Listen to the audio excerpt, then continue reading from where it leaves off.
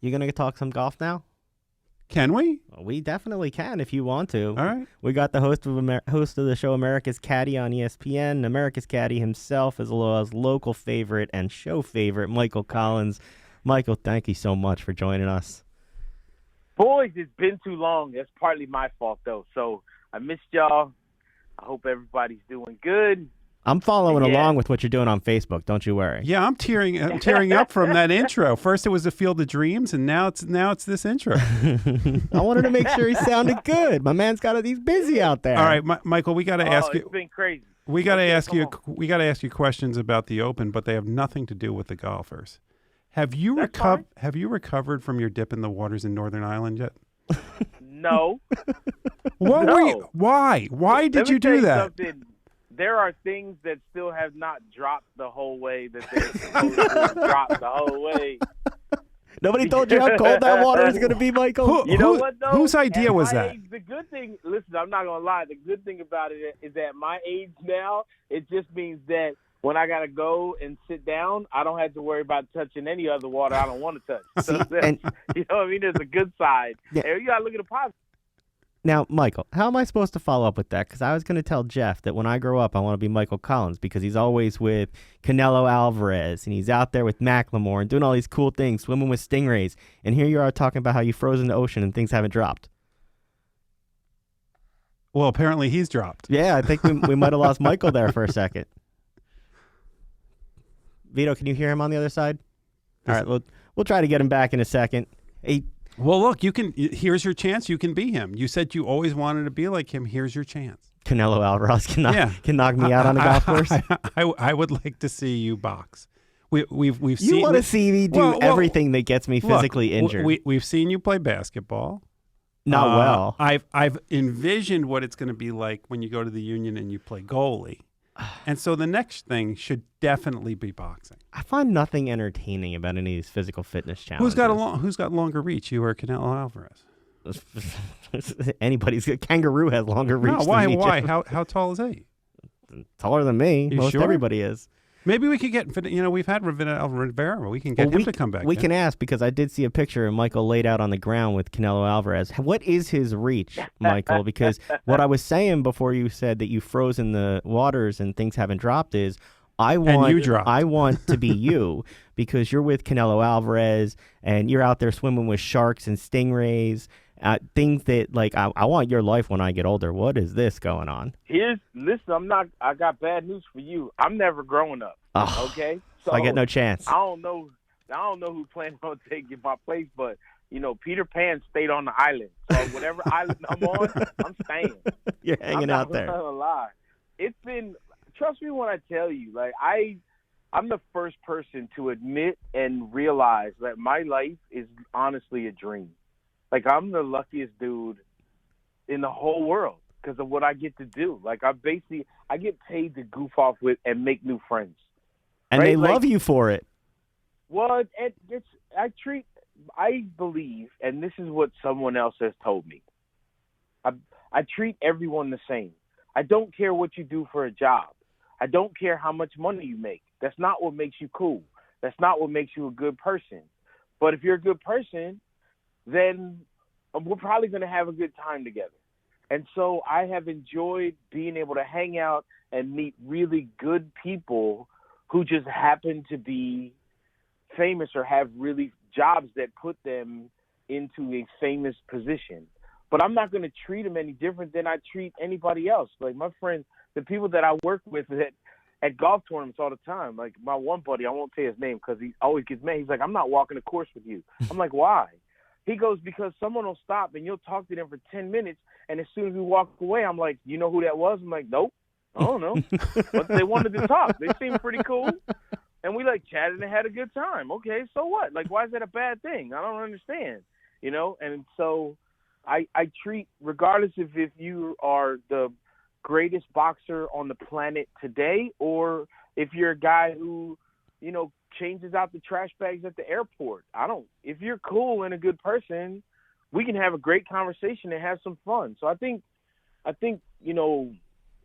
that kind of, I hope, and I think it comes across that I'm the same way, whether there's cameras on or if there's no cameras around whatsoever. I'm the same guy, and I always have been that guy. So it's crazy, though. Look, I'm not going to lie. Like, when Canelo says, hey, man, let me give you a ride, because we were in Greenville, South Carolina, and he's like, where you going next?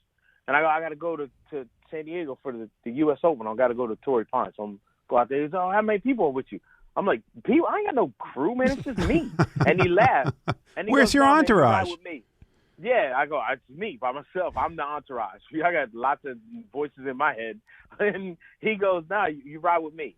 And I'm like, I'm sorry. Say that again. Yeah, no, let me give you a ride. Well, that's what I saw. I saw the picture you riding on Canelo's jet. And I'm like, oh, okay. Holding the 20-pound trophy that he won on my lap, which was the rims, which was awesome. But, like, trust me when I tell you, there was not one part of that flight that I didn't keep looking around like a kid. Like, no, come on, man, this ain't real. There's no way I'm literally flying with Canelo. And we were having a great time, like, just talking whatever. We were talking what anybody would be talking, like, regardless if we were on his jet. It just sounds crazy. But see, to take it up a level, then a couple weeks later, what did I do? I played a couple of holes at Eastlake with Rick Ross, the boss. Right? And like he brought all of his Bel Air, all those liquors and champagne and stuff, and then we sat on the back porch and had champagne doing our thing, and he was going crazy over my Jordans that I wore to play golf with him in. And like they have spikes on them? A robe. Yeah, I got Jordans with spikes. The ones that they had actually they had like tie-dye. They're Jordans with tie-dye on them, and the bottom they say peace on one and love on the other. Wow. And they were specifically designed just for when the PGA Championship was at TPC Harding Park in San Fran. So it was a shout-out, Jordan brand shout-out to the summer of '69, the summer of love. So they made Jordans that said peace and love on the bottom, and they had tie-dye on them. And Rick Ross was like, yo, what's up with them Jordans, bro? And I was like, Rick Ross is sweating on my Jordans right now. Like, I'm good. I'm good. You know? So wait, and even though my mom and my wife hate it, I all the time, I'm like, listen, if it all came to an end and I had to go meet my maker tonight or tomorrow, I'm not going to complain, man. It's been pretty good. But I'm also not going to lie. Like, there's still a lot of stuff on my bucket list that I still want to do and places I want to go and stuff. So is one of those giving this all up and going back to college like J.R. Smith and playing golf there? Nope. Nah. I don't need to go to college. I already learned what I needed to learn when you go to college. And that is beer before liquor, never sicker. Liquor before beer, never fear. Like, once I learned that, I'm good. Why would I give a public service announcement from Michael Collins? Yeah, my parents paid a lot more money for me to get that advice. And that's all you learn, right? Yeah, that's the thing. Right? I don't even know how to. How much did y'all pay for me to go to college, and how much are you making right now? You be like, I don't think the investment was all that good. I don't even know how to transition to FedEx Cup playoffs from that. How do I even bring it back to golf, Michael? Come on, well, man. Here it's easy. The easiest thing is the biggest drama. The biggest drama going on in golf right now, and that's probably the Brooks and Bryson drama that's going on, and the fact that a guy like Ricky Fowler, probably one of the most popular guys on the PGA Tour, and the one that probably sells more hats and orange pairs of pants and shirts than anybody, is not even going to be in the playoffs. Like, it's crazy to think he's not going to be there. But, you know, you got somebody like Bryson DeChambeau and Brooks Koepka who are definitely butting heads. And trust me when I tell everyone, it is not fake. Well, you told us this a year ago. Yeah, off camera, Brooks does not like Bryson whatsoever. And now Bryson keeps doing all this stuff that just doesn't help himself at all. When you come out, you're like, you know, I'm not vaccinated because I want to save it for everybody else. You'd be like, for a dude that's called the scientist, you are scientifically stupid when it comes to giving it. At least if you're going to say something, like, at least give out true information. Like, don't just be making stuff up. You know what I mean? Like, my mom got the vaccination, but I want to make sure people like my grandparents have enough. You'd be like, I don't think you've done your research there, partner. Like, and you just got COVID. You're like, but I'm healthy. Like, have you not watched any news at all? Like, not even if it's news you think is fake, they're all saying the same thing, right? Like, I don't quite understand. Well, That'd be like walking into a wildfire and being like, you know what? It's not all that hot. You're standing in a fire, dummy. Well, there's two problems with this. First of all, he seems to have no friends on the tour, at least none that are vocally supportive of him. Now you have players that are complaining on social media that he's not even yelling out for when he hits an errant shot. It seems like the bad boy image is going a bit too far. Well, here's the thing. So you got one guy who's like Brooks Koepka, who's like more – he started to seem like a bully because he was the one who was always starting stuff with Bryson. And then you got Bryson, who's the guy who doesn't help himself by saying stupid things and putting himself in stupid positions. Now, against when it his comes own sponsor. Well, that's the thing. Like, maybe you don't say my equipment sucks when they're writing you a check. I love that the sponsor responded, though. As a comms person, I love that they did not lay down with that. Well, here's what the thing was. You said that about the equipment when the guy who had caddied for you the week before was the guy who makes your equipment, like who works for you. So you're basically not just ripping the company, you're ripping the dude that you needed to caddy for you because your caddy quit. Like, dude, are you serious? That'd be like, if you say something like, go home and tell your wife you think she looks fat, and then be like, yo, can I get some later? Be like, and then act surprised. Like, I don't understand why she wouldn't give me none. Really? You just called her fat and then was like, you want to do it? No, I don't want to do it. I don't want to look at you. Get out the bedroom. Like, yeah. And then I don't understand. Or just then you got to do the whole, I just want to apologize if I may have offended you. I was mad at myself. And, I called you fat because I was looking in the mirror at myself and I'm fat. So it's not really you, it's me. Well, you're still not getting none, but thank you for the apology. You're going to go with right? it's not you, it's me. That's going to work. Right, yeah. That's the thing for Bryson. But I will say this when it comes to yelling for. 60 of everyone on tour, the fairway only gets hit 60% of the time. So every single day, Thursday, Friday, Saturday, and Sunday, there's probably 860 golf balls that off the tee are going towards people. And you think all 864 of them are yelling for? No, that's my point. Now, my point is that everybody's attacking him. Right. And here's the other thing you got to remember when it comes to Bryson.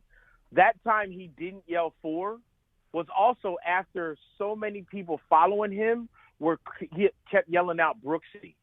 They were taunting him by yelling Brooks and calling him Brooksy. So guess what? Even if I'm him, if I snipe one into the crowd and I think it's going towards the dudes that are yelling Brooksy, meh. Oops. Maybe it kicks off of your noggin into the fairway. And then when I'm walking up, I ain't signing the glove. And I'd be like, hey, when you wake up, remember it was Brooksy that hit you. Because on the back of their ticket, they're responsible for getting hit. It ain't the player's fault. So that's, after a dude like that, like once he's had enough and people are just being over the top brutal, then maybe stay behind him when he's on the tee box.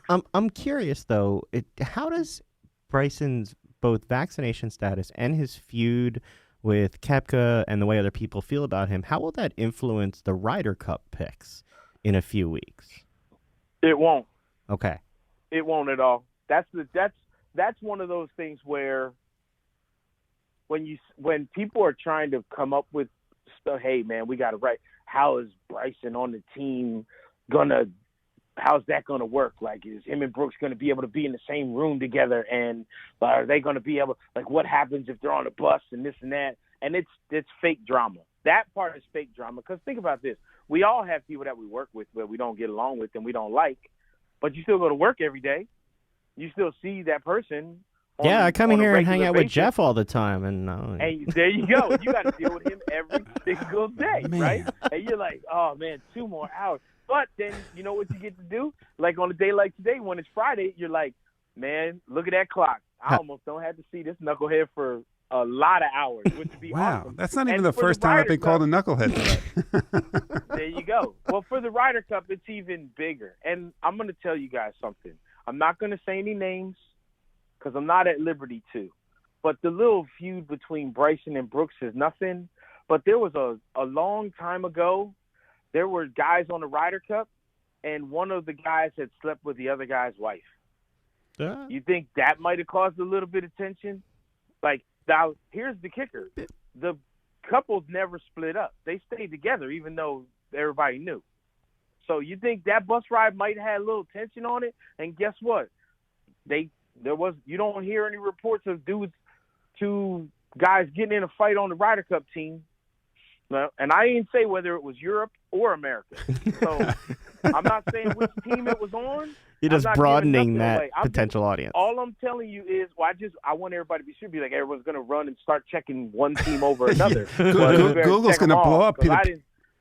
I didn't say one team over another. I'm just saying, like, for two guys that just don't get along and don't like each other, the thought of, well, how's that going to affect? That's nothing. Like, if two guys can be on the same team and one guy slept with the other guy's wife and almost caused them to split up, and you think Bryson and Brooks is going to get out of here. Well, what you could do is, now that the PGA has this bonus based on social media and stuff like that and how many hits, if you gave out the guy's name, he would probably make a lot of money right now.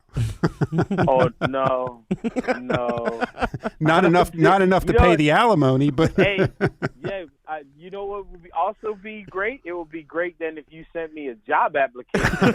I could then come be like, hey, welcome to the team. Now you're only working 2 hours a day. Just looking for somebody. All that fun stuff you used to get to do, yeah, you're not doing that no more neither. I might as well just start saying how I'm setting mouse traps all around my house and just killing mice. Don't you work for a mouse? Yeah, I hate them. You're like, well, no, we're that gonna. makes a lot of sense. We got something else for you though, but we can now make you the next Eagles expert, as probably one of the greatest Eagles fans. Did you have the chance, with all the golf and all the fun things you're doing, did you have a chance to watch a little preseason football yesterday? I only got to see about 8 plays total, because of all the stuff I'm also, since I'm finally home and have not been home for a long time, we're in the middle of doing a whole looking for another place to move and all this other stuff. Anyway, I only got to see probably 8 plays, but I was encouraged. I would say that I am optimistically pessimistic. I'm like I'm like all of us, right? We always look at the Eagles. For me, watching the Eagles right now is like watching a guy on the driving range. When you come off the driving range on the golf course, you're like, yo, this dude didn't miss a shot. Tiger Woods did that at Valhalla. Remember when he first had his first microdiscectomy back thing, and he was gone, and then he just showed up at the PGA Championship, and everyone was like, what? This dude just shows up at a major? And I'll never forget, Pat Perez walked off the driving range, who I did a show with, and I was like, brah, I was watching Tiger too, and he was like, that fool's going to win this week. I'm like, what? He goes, he didn't miss a shot. And then he goes out there and can't hit one golf shot on the golf course. We call that Ranger Rick. Ranger, you a Ranger Rick all-star. Like, you go on the driving range and you're like, this dude is never going to lose a golf tournament. And then on Thursday, you're like, this dude's not even going to finish on Friday. He's going home before Friday's over. He got no chance. And that's kind of how I look at the Eagles in the preseason, especially now the way that the preseason is going to work. We're going to learn even less about this team. And we're going to see flashes of greatness, and we'll see some flashes, but it's not going to be until week 2 or week 3 that we really go, all right, we legit got a team that might be okay. Or by week 3, we'll be like, well, it'll be awesome if we win a game or 2. Well, here's my question to you guys. Let me ask you this, because I always ask my friends this question, because this is troubling to me. Would it be better to have a team that sucks, right? But so when they win, you're like, that was awesome, they won. Or would you rather have a team that kind of gives you hope and kind of makes it to the first round of the playoffs all the time, but you know they're never going to win big, So right? it's funny. Like, which is better? It's funny because going into this season, I have like no expectations, so I feel like I can't be disappointed. So Me too. That's how I feel. Like I got when people are like, "What do you think your Eagles are going to do?" I was like, "I don't care. Don't matter. I mean, I care, but it's like if they suck, cool. Like I still got the tattoo, not getting that removed, right? Like I know we're going to be building. I know there's some things that we got to do. So I'm like you. I don't have any real crazy high expectations. I would love to see Jalen Hurts look good. I would love to see Miles Sanders continue to grow as a running back and like get better. But again, I think this year too, winning the NFC East this year is like I said last year. That's like winning skinniest kid at fat camp. Like you're still at fat camp. All right? Like awesome. I won the least ugly in an ugly contest. Well, I was still in an ugly contest. Okay. So how many of your Eagles friends texted you last night after the Joe Flacco touchdown, overreacting that Joe Flacco should be the starting quarterback? Because that's how you know Eagles fans. Because I was out someplace, and there was definitely the one person who goes, "Flacco should be the starter." Nah. All of my Come on, friends man. know better than to send me that because I would rip them a new one. Well, they were thinking Or it. if They just didn't hit send. If they sent me something stupid like that, well, they know. They must have learned already. You send me something stupid like that, I'll put it on social media.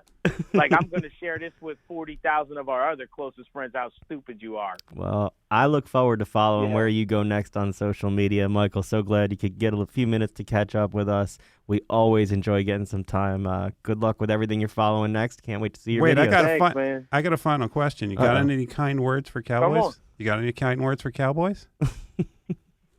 What, Dallas Cowboys? Yeah. No, I didn't. I'm trying to figure out. So I asked my 12-year-old if we're going to go back up to the Eagles-Cowboys game again this year, because last year we went to the game, and I felt like I was a bad parent, but I was very proud at the same time. Like, you know how weird that feels when your 12-year-old is chanting along with the crowd, "Dallas sucks, Dallas sucks." And I'm filming it and looking at him, and he's so excited to be yelling it. And at the same time, I'm like, I am such a bad parent for allowing this, but it feels kind of good. What age did he start? So happy. What age did he start the Dallas sucks chant? Oh, man. I don't know. Well, you know what? I live in Florida, so our child services won't come here to the house. Probably about 5. Yeah, see, I've got a 1.5-year-old and a 4.5-year-old, so I'm trying to figure out what's too young to start teaching them that. Like, if I teach the 1.5-year-old that, my wife will definitely give me some side eye. Oh yeah, no, 1.5 is too young because they won't get it. But at least with the 4.5 to 5, when my boy was 5, I showed him video of Eagles, Cowboys, and because he's now big Eagles fan with me, and so he could understand when the crowd started doing the chant that they were taunting Dallas and the Dallas fans. But if you do it too young, that like a 1.5-year-old won't know when it's not appropriate to use, right? Like you don't go around telling everybody that. You know, Yeah. and the Lord said, "Dallas." Well, look, You'd be like, "Whoa, no, Michael, right, wifey, that's another one. I Sleep will outside. I will contact outside. you for some parenting advice on how to handle this situation, and we always look to having you back on for the golf. Thanks so much for the time, man. Anytime. New episode of America's Caddy comes out next Friday on ESPN Plus, and that's the one with Canelo. I race BMWs with Anthony Anderson. Oh, man. Troy Mullins is in it, and I get to eat Maryland blue crab with Cal Ripken Jr. You're See? kidding. I know my life is so stupid. Nah, You believe you just said that out loud, Michael? That's your life. no, I know. That's what trust me when I tell you. Like, hey, what did you do? Well, I had Maryland blue crab with Cal Ripken Jr. Yeah, I no raced big deal. BMWs with Anthony Anderson, and I hung out with Canelo Alvarez. Good night. Thanks for coming out. Thanks, I don't understand Michael. Why so many people You just hate dropped me on the mic. social media. I don't get it. Yeah, I Like, introduced you as best as I could. You took it out as best you could. Michael, you have a great one. Thanks, y'all too. Have a Take it great easy. weekend.